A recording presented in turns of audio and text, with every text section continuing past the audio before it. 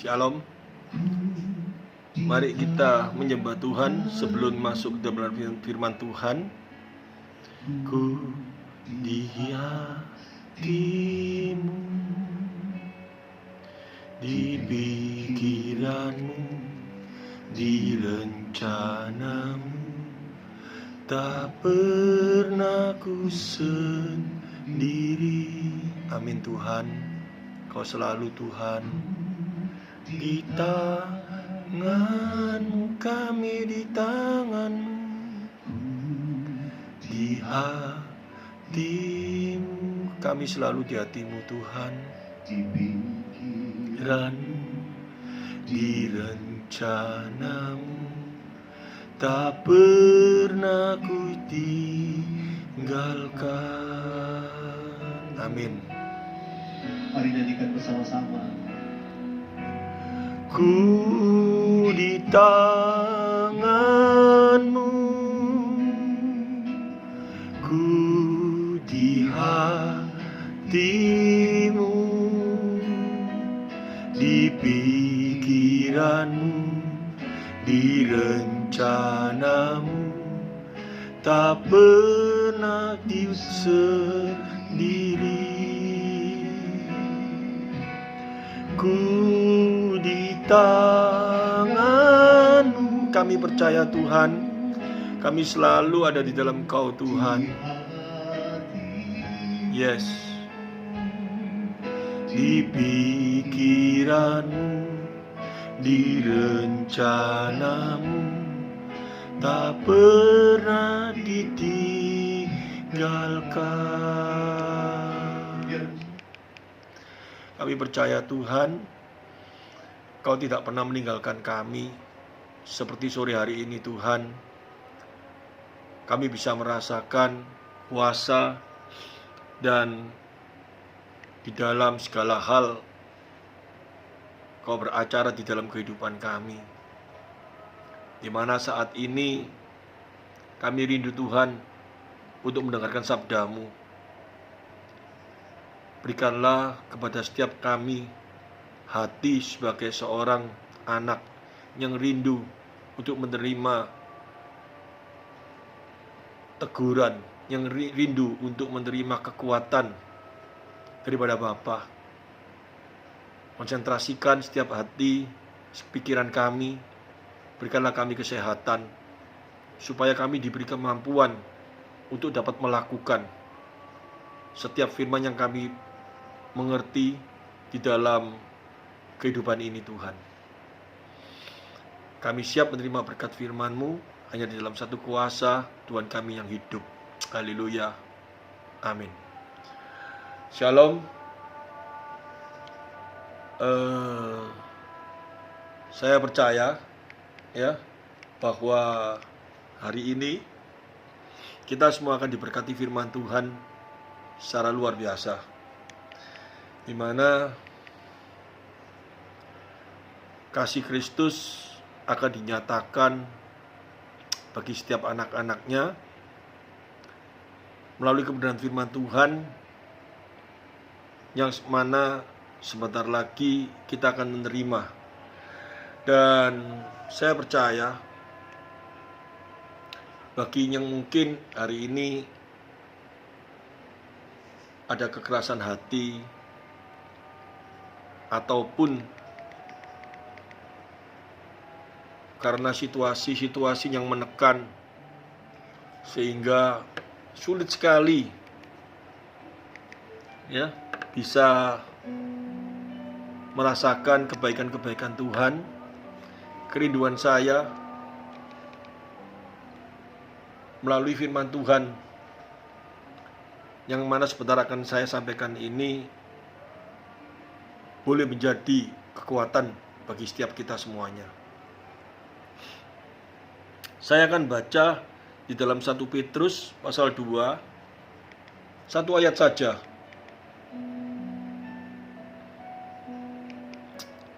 1 Petrus pasal 2 ayat yang pertama. Karena itu, buanglah segala kejahatan, segala tipu muslihat, dan segala macam kemunafikan, kedengkian, dan fitnah. Karena apa? Kalau kita mau melihat di dalam ayat sebelumnya, maka kita akan tahu di mana ayat sebelumnya mengajarkan mulai di dalam 1 Petrus pasal 1 Petrus 2 pasal 1 ayat yang ke-23.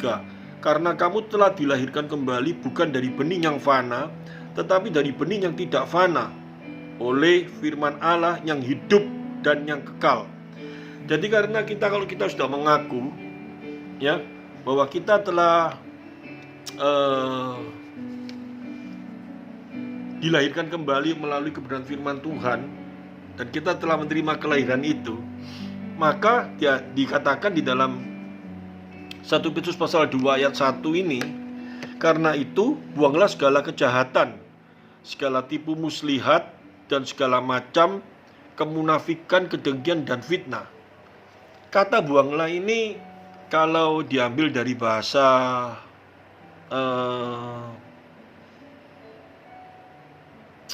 bahasa aslinya ya, itu buanglah itu kayak pakaian yang dipakai yang kotor dan banyak kutunya. Tidak ada seorang pun yang mau pakai toh, pasti. Sehingga kata buanglah ini dipakai dengan arti yang seperti itu. Jadi betul-betul menjijikkan, harus dibuang itu segala dosa-dosa itu. Dan sayangnya, bukan sayangnya ya, manusia ini setelah menerima Kristus di dalam pertobatan dan menerima kasih di dalam kekudusannya, orang yang sudah lahir baru ya, bahkan hidup baru, lahir baru, dan sudah mengalami pengkudusan, artinya sudah menerima baptisan, sudah menerima hal-hal yang sifatnya pengakuan di dalam iman, tetap mempunyai banyak dosa. Dan kita harus berjuang ya, terus-menerus untuk membuang dosa-dosa itu. Sehingga Rasul Paulus pun menulis di dalam surat-suratnya bahwa dia melawan dosa-dosa itu dengan benar-benar berjuang seperti seorang atlet ya. Jadi dia berjuang betul-betul.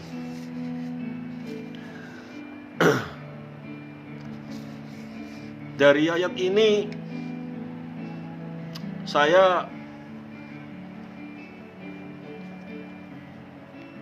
merenungkan situasi-situasi yang terjadi saat-saat ini. Dan saya renungkan firman Tuhan, di mana manusia pertama kali Adam dan Hawa jatuh dalam dosa. Allah yang menghampiri. Ya, manusia pada waktu jatuh dalam dosa, manusia takut bertemu dengan Allah. Tapi Allah menghampiri. Allah yang memberikan pakaian kepada mereka. Allah yang begitu kasih, tetap memberikan janji-janji bahwa melalui perempuan ini nanti akan memberikan satu jalan pengharapan, yaitu melalui Kristus. Tapi manusia, kalau kita lihat mulai dalam perjanjian lama, begitu sombongnya ya, begitu angkuhnya, bahkan membuat menara yang menjulang ke langit. Kita semua tahu menara apa itu. Dan akhirnya Allah rubuhkan. Dan Allah pecah supaya manusia memiliki berapa ribu bahasa, supaya mereka tidak melakukan hal-hal itu lagi.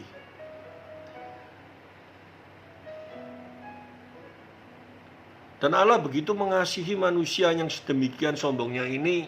Kalau saya lihat mulai dari sejarah di mana bangsa Israel dijadikan umat pilihan, yaitu melalui bangsa Israel nanti juru selamat itu lahir. melalui bangsa Israel, wahyu, kebenaran firman Tuhan diberikan. Tapi bangsa Israel dengan sombongnya pada waktu mereka dikeluarkan dari Mesir, mereka bersungut-sungut. Mereka bahkan pada waktu Musa ingin bertemu dengan Allah di atas gunung, tidak turun berapa lama, mereka dengan jahatnya mereka menyembah kepada Baal kembali.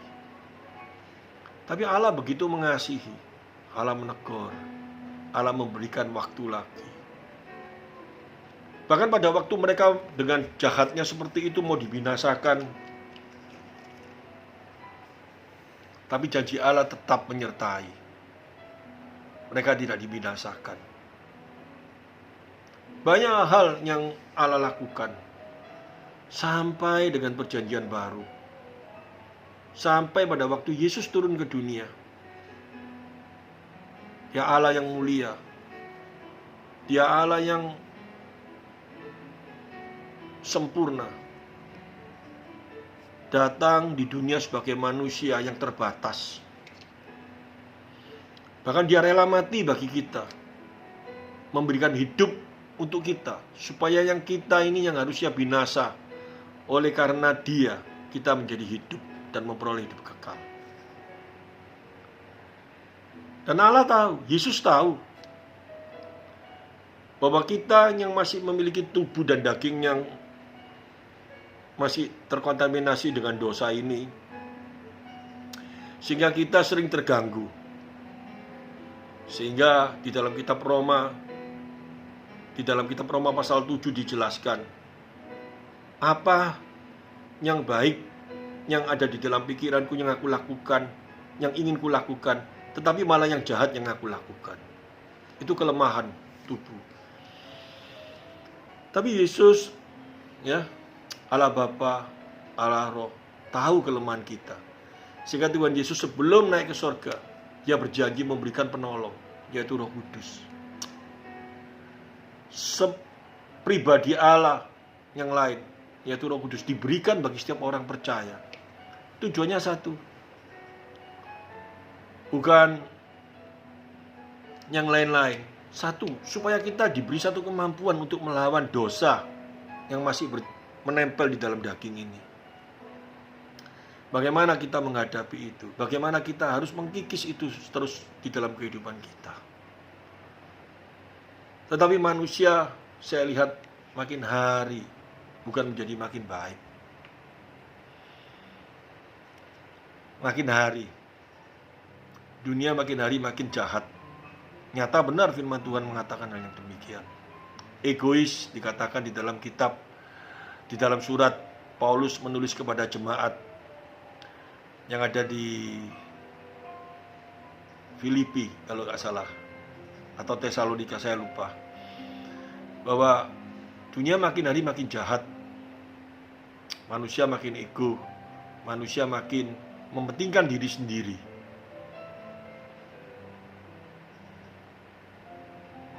Pada saat seperti ini,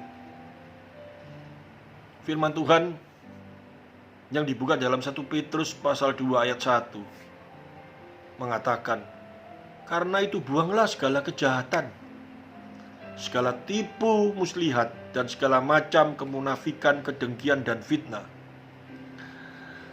Rasanya kalau kita dikatakan seperti ini, kita tidak mau mengakui, tidak mau menyadari bahwa sebetulnya yang dikatakan kejahatan, segala tipu, aku tidak pernah menipu kok. Segala macam kemudian, aku tidak munafik kok. Aku tidak pernah dengki, aku tidak pernah memfitnah. Tetapi kenapa sih kejahatan yang disebutkan di sini kok cuman ditulis segala tipu muslihat? Di dalam tipu muslihat ini aja kita mulai menyelidiki di dalam setiap hati kita. Apa sih tipu muslihat itu yang dalam hati kita? Kita sering enggak dosa yang namanya tipu muslihat ini hadir dalam pikiran kita. Firman Tuhan berkata, kalau engkau baik kepada seseorang karena orang itu menguntungkan engkau, kamu gak ada bedanya dengan seorang pemungut cukai. Firman Tuhan mengajarkan kepada kita kasih. Kasih itu apa? Gak boleh sombong, rendah hati, bermacam-macam. Bahkan khotbah Yesus di atas bukit, berbahagialah orang yang miskin di hadapan Allah. Apa sih miskin di hadapan Allah itu? Yang hidupnya bergantung sama Allah. Miskin di hadapan Allah. Saya pernah menyampaikan kata-kata miskin itu aja pada saat kita memikirkan apa yang biasanya dunia pikirkan. Miskin itu sangat ambigu sekali, relatif. Ada orang yang sudah memiliki harta benda yang sedemikian banyaknya masih merasa miskin dia. Ada orang yang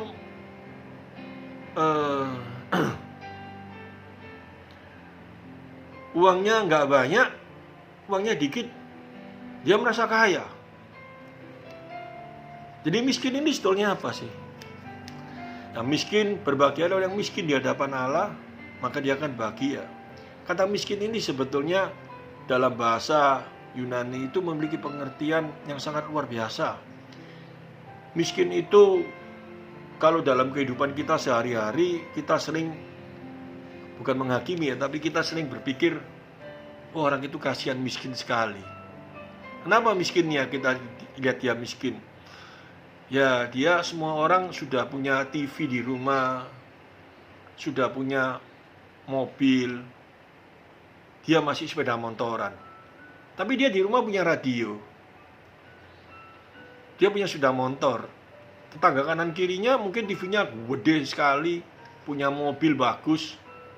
Dan orang yang dari sekitar rumahnya itu yang paling gak punya mobil dia. Dan dia gak punya TV. Dan dia dianggap miskin. Tetapi kalau dia pergi ke sebuah tempat lain, ya, di tempat itu orang punya radio aja dianggap kaya. Punya sepeda motor apalagi. Di daerah sana radio nggak ada. Yang ada cuma sepeda engkol, mungkin jarang sekali. Maka dia akan disebut orang kaya. Jadi miskin itu yang digambarkan di kata-kata yang miskin di hadapan Allah itu memberikan sebuah gambaran apabila seseorang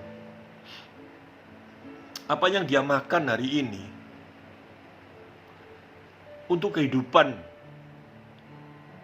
ya yang ada cuma hari ini aja. Untuk besok pun dia sudah tidak punya apa-apa lagi yang untuk dimakan. Betul-betul dia tidak memiliki apapun juga. Nah, itu yang disebut miskin. Jadi artinya untuk esok apa yang akan dia makan dia tidak punya. Untuk esok apa yang dia ingin pakai untuk supaya dia bisa hidup itu dia tidak punya. Itu baru disebut miskin. Artinya kata-kata miskin di hadapan Allah itu seperti itu. Jadi setiap hari orang yang bergantung kepada Allah, setiap hari orang yang hidupnya itu betul-betul tanpa Allah dia tidak bisa hidup, maka dia akan bahagia. Artinya seperti itu. Bukan artinya orang miskin akan menerima kebahagiaan, bukan.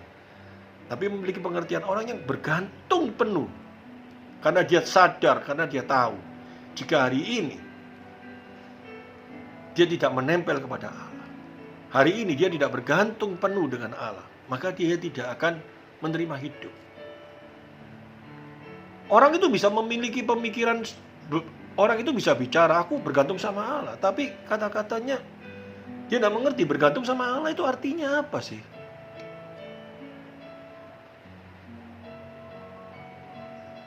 Orang bisa bergantung sama Allah jika orang itu mengerti keadaan dirinya. Seseorang tanpa mengerti keadaan dirinya, dia tidak akan bisa bergantung dengan orang lain. Omong kosong. Seorang anak kecil yang mengerti bahwa dia itu kalau ditinggal papa mamanya, kalau dia berjalan-jalan, ya, mungkin ke mall atau kemana. Kalau dia masih kecil sekali, dia tidak ngerti kalau ditinggal papa mamanya, bahwa dia tidak bisa mencari jalan sendiri, dia tidak mengerti, maka dia akan lari-lari. Tapi kalau dia mulai besar sedikit, dan dia mulai mengerti, kalau aku sampai ditinggal papa mamaku, aku nggak bisa cari jalan sendiri, maka dia akan bergandeng dengan mama papanya, dia akan gandeng mama papanya dengan erat. Karena dia tahu, jika dia lepaskan papa mamanya itu, maka dia akan celaka. Itu bergantung.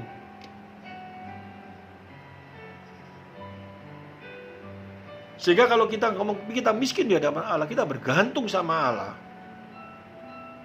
Kita harus sadari, apakah kita benar-benar dalam kehidupan kita, dalam pemikiran kita ini benar-benar bergantung sama Allah?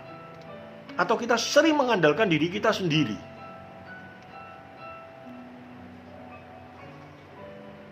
Banyak sekali di dalam kehidupan ini yang sedemikian salahnya. Bahkan sampai dengan hal berdoa pun, orang yang sudah mengaku sebagai anak Tuhan sering kali mengalami satu hal yang salah kaprah kalau saya ngomong. Yesus mengajarkan tentang hal berdoa. Doa Bapa kami yang ada di dalam sorga, dikuduskanlah namamu, datanglah kerajaan di bumi seperti di sorga. Ada seorang hamba Tuhan yang sudah terkenal luar biasa, dia ngomong,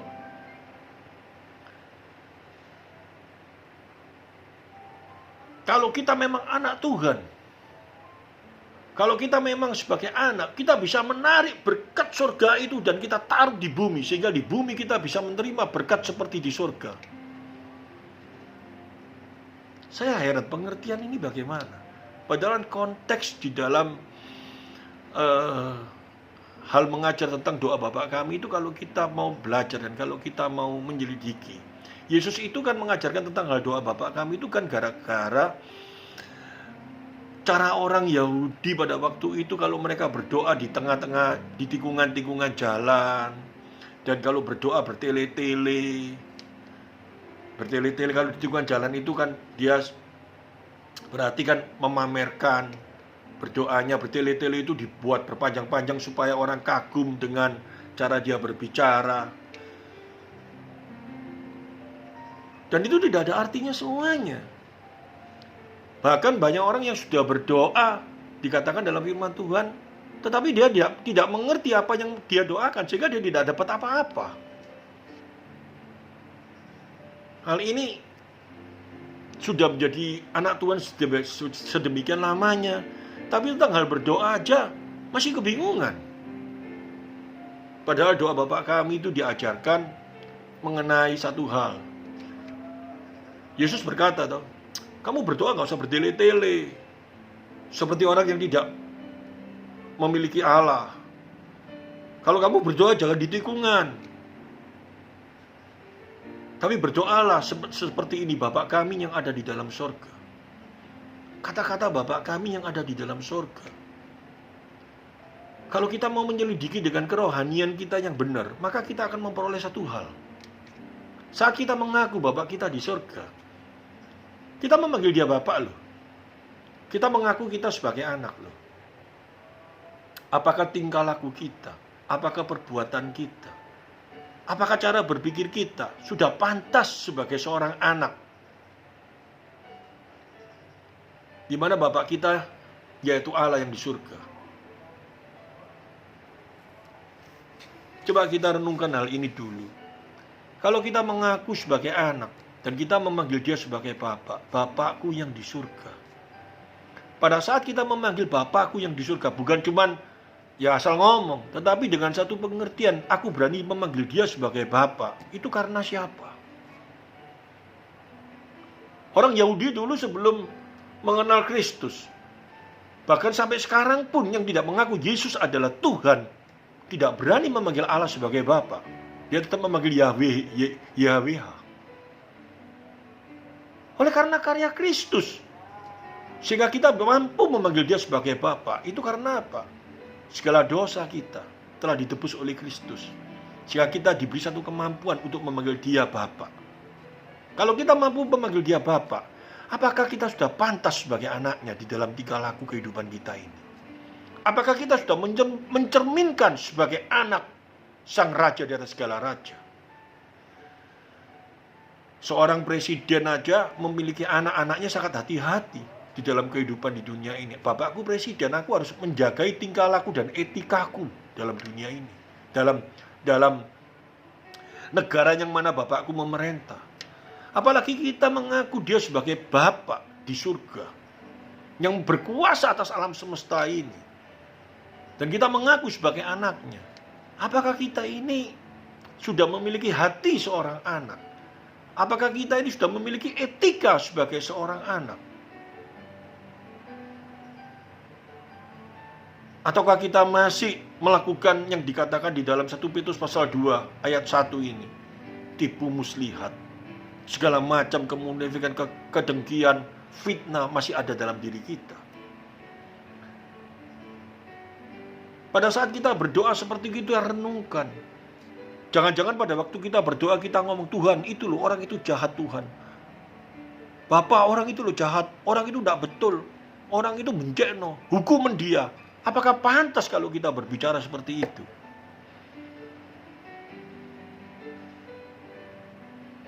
Padahal dalam firman Tuhan dikasih tahu, kasihilah musuhmu. Doakan dia.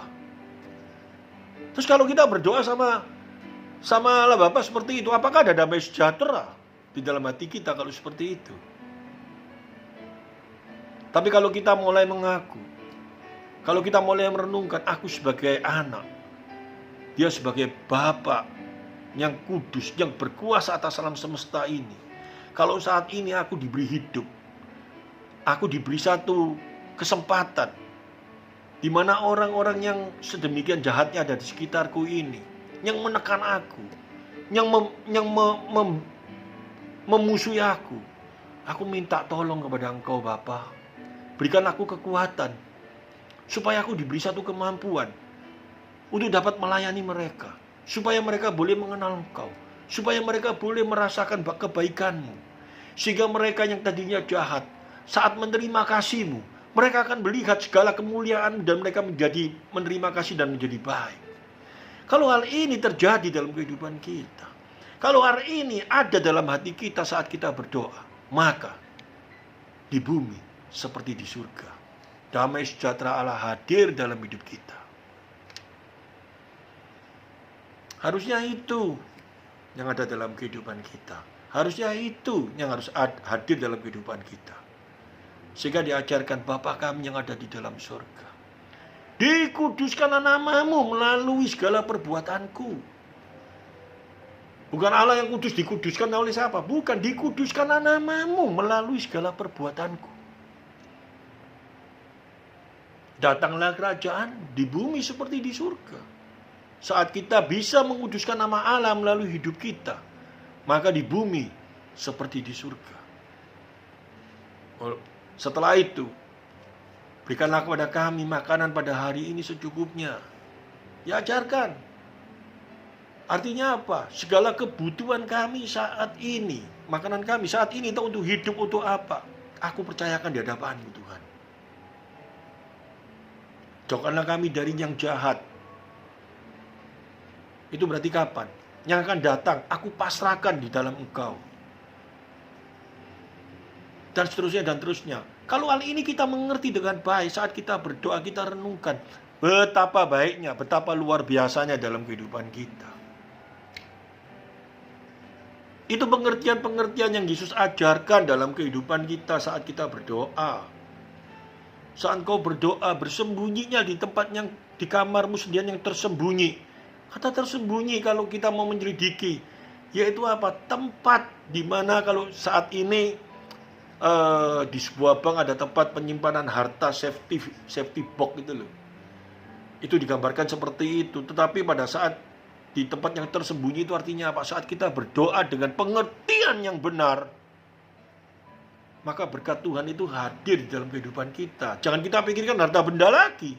Jangan kita perhatikan cuma hanya berbicara tentang masalah materi, tetapi berkat damai sejahtera itu loh akan mengelilingi kehidupan kita. Maksudnya itu, nanti suatu saat saya akan kupas lebih dalam tentang doa ini. Tapi saya hari ini mau berbicara tentang, karena itu buanglah segala kejahatan. Kejahatan yang bagaimana? Si tipu muslihat yang bagaimana? Yang sudah hadir dalam hidup kita. Meskipun kita sudah menerima Kristus. Meskipun kita sudah menerima kekudusannya di dalam Kristus. Artinya kita sudah dibaptis, kita sudah menerima hal apapun juga. Tetapi daging ini yang lemah, kita harus berjuang, harus melawan daging ini. Dan orang percaya saat ini, saya lihat seperti zamannya Menara Bible itu. Sombong semuanya. Takabur semuanya. Merasa hebat. Merasa luar biasa. Dengan kekayaan, dengan kepintaran, dengan harta bendanya. Mereka mulai tidak takut dengan Tuhan. Yang memiliki uang yang banyak bisa mengikut asuransi. Dengan garansi berapapun dibayar oleh asuransinya. Sehingga kesehatannya dia tidak berdoa, tidak bergantung sama Tuhan. Seolah-olah dia nanti ada yang nanggung asuransi. Segala sesuatu dia rasanya ada kekuatan tanpa Allah. Hari ini, melalui penyakit virus COVID ini, kalau saya lihat di dalam hikmat Allah, di dalam pengertian kenapa sih COVID ini kok Tuhan rasanya kok dibiarkan dulu. Saya mulai mengintrospeksi diri. Allahku gak mungkin meloloskan segala sesuatu ya tanpa ada maksud Tuhan yang baik di dalam kehidupan kita. Dan segala sesuatu yang terjadi di dunia ini tanpa seizin Tuhan tidak mungkin bisa terjadi. Saya percayakan hal itu.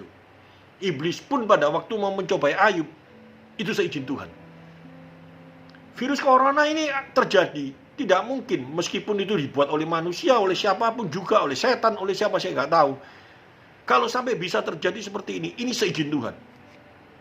Di dalam firman Tuhan, di dalam Roma pasal 8, ayat 28. Allah turut bekerja dalam segala hal, mendatangkan kebaikan bagi setiap orang yang mengasihi Dia.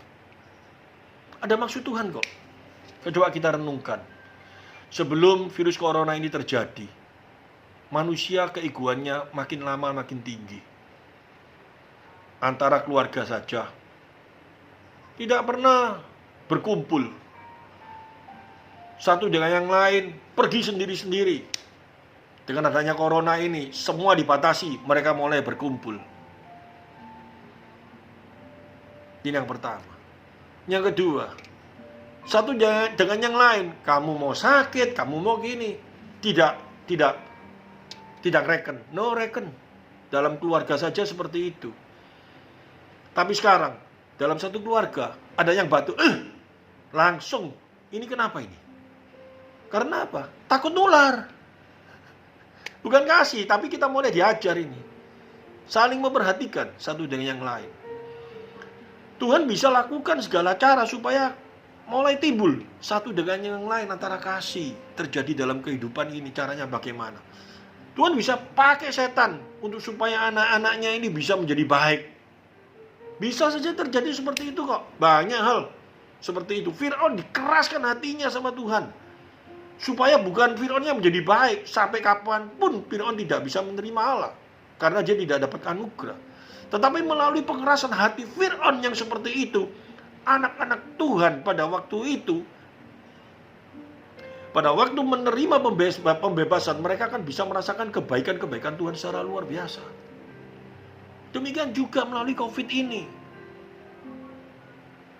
Yang dulunya mengandalkan asuransi, sekarang mulai berdoa, Tuhan tolong aku Tuhan. Asuransi mau dibuat apa kalau rumah sakit penuh semua? Asuransi mau dibuat apa kalau dokternya sudah penuh, sibuk semua dengan pasien? Pertolongannya hanya kepada siapa? Hanya kepada Allah. Mulai berdoa, Tuhan tolong. Baik yang punya uang, baik yang tidak punya uang, mereka berharap semua kepada Allah. Banyak hal-hal melalui COVID ini kalau kita lihat. Pemulihan akan terjadi nantinya. Satu dengan yang lain, yang dulunya gereja mungkin tidak memperhatikan satu dengan yang lain. Sekarang mulai memperhatikan satu dengan yang lain. Mungkin nanti kalau ibadah setelah COVID ini selesai, ada yang batuk, langsung didatangi, sakit apa kamu?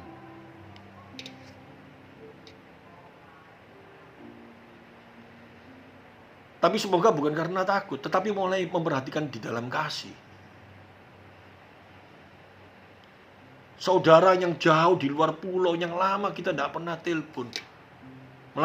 Melalui penyebaran penyakit ini, kita mulai ingat dan kita mulai telepon satu dengan yang lain.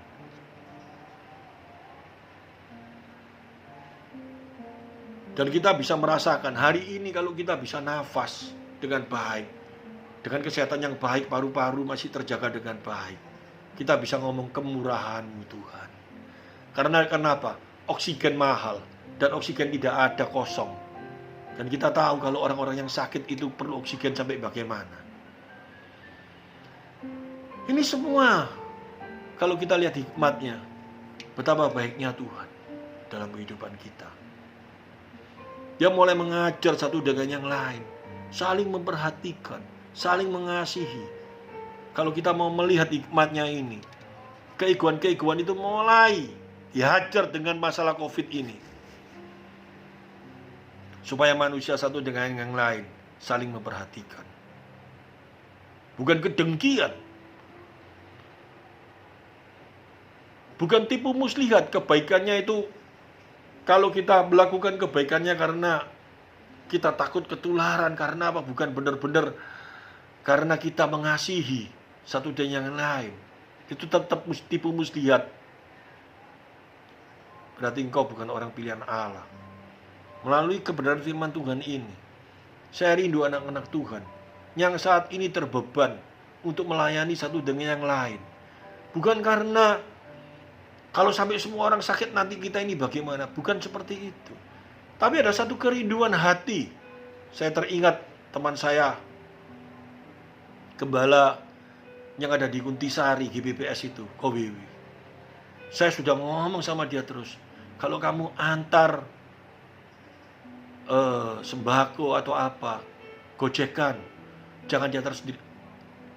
Nanti kamu ketularan loh, bagaimana? Kita harus punya hikmat. Iya.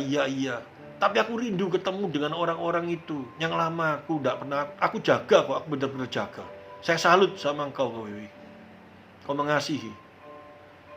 Tapi harus hati-hati loh ya, harus betul-betul jaga. Saya ngomong seperti itu.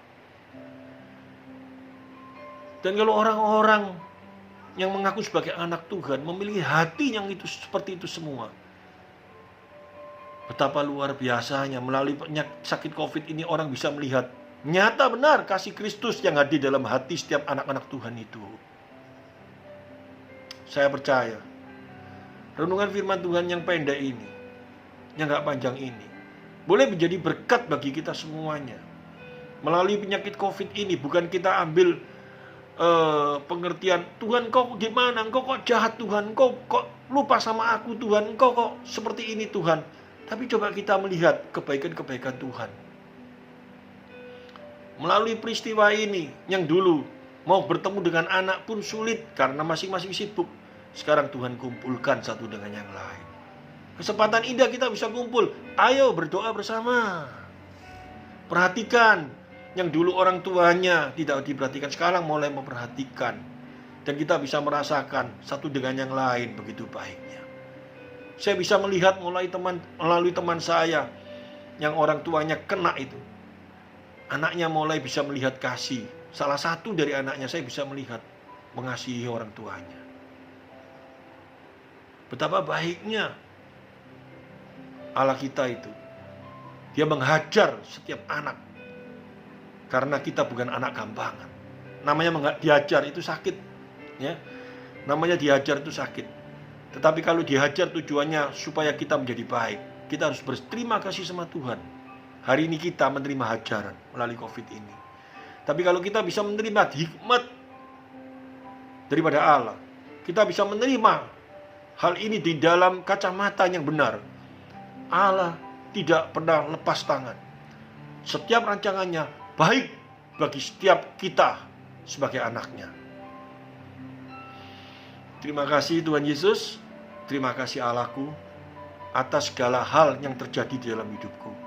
Aku percaya tidak ada sesuatu yang lepas daripada kuasa-Mu, dan tidak ada sesuatu yang lepas di dalam kasih-Mu. Kalau hal ini terjadi dalam kehidupan kita, puji Tuhan, saya percaya hari ini yang sakit, hari ini yang lemah, melalui renungan firman Tuhan ini, dan kita sudah mengakui Tuhan akan jamah, Tuhan akan sembuhkan, Tuhan akan pulihkan secara luar biasa. Karena kasih Tuhan akan hadir. Bukan hanya COVID-nya yang diselesaikan, bukan hanya virusnya yang diusir, tetapi satu hal yang luar biasa, pemulihan setiap keluarga akan terjadi. Saling mengasihi, saling memerhatikan, bahkan bukan keluarga, setiap anak Tuhan akan terjadi secara luar biasa. Terima kasih Tuhan Yesus. Hamba-Mu sampai di sini menyampaikan kebenaran firman-Mu, dan hamba-Mu akan tutup di dalam doa. Allah Bapa, hamba-Mu bersyukur, berterima kasih atas kebaikan-kebaikan yang Kau nyatakan dalam hidup kami.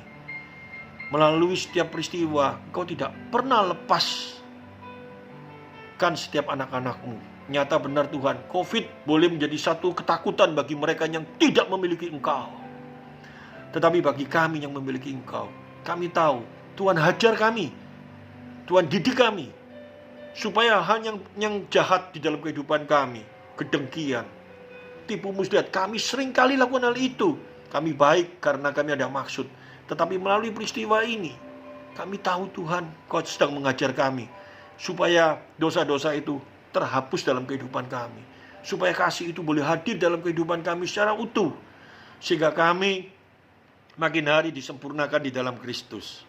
Terpujilah nama-Mu Bapa, di dalam nama Tuhan Yesus Kristus hamba-Mu berdoa. Haleluya. Amin.